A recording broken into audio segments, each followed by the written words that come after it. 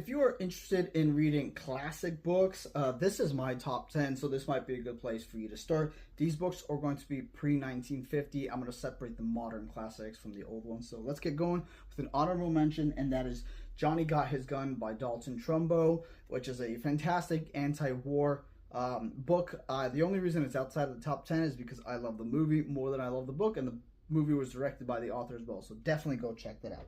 All right, let's get going. At number 10 is All Quiet on the Western Front by Erich Maria Remarque. Again, another amazing anti-war book set during the First World War. This was published after World War One and takes on the German perspective, so I just really loved it. There's a movie that came out on Netflix 2 years ago. Check that out. At number 9 is The Call of the Wild by Jack London, of course, which is set in Alaska, and I just love the North. I've always loved the Arctic, the polar, regions, and just the sense of adventure up in Alaska. So very much has always stuck with me. At number 8 is Frankenstein by Mary Shelley. I love the discussion of loneliness, of the monster, and just like playing God and the dangers of it with the scientist Viktor Frankl.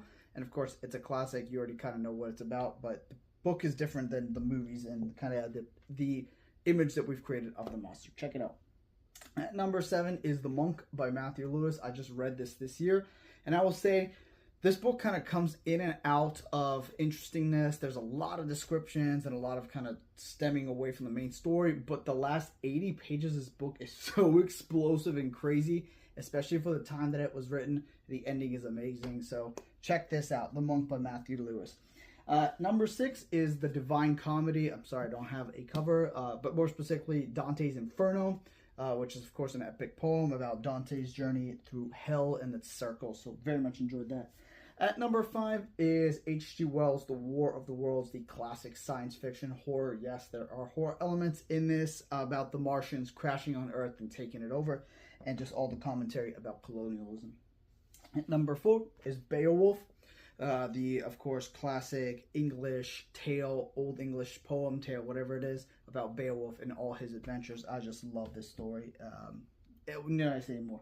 At number 3 is actually a short story, and that is The Color Out of Space by H.G. Wells, my favorite story by him, about this meteor that crashes on Earth and starts infecting all this land around it. It's just a beautiful example and true example of cosmic horror.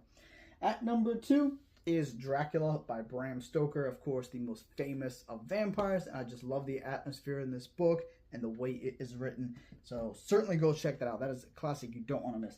And then lastly is Animal Farm by George Orwell. Most people would say 1984, but I've always loved Animal Farm more. I just remember reading it in 8th grade, and it is always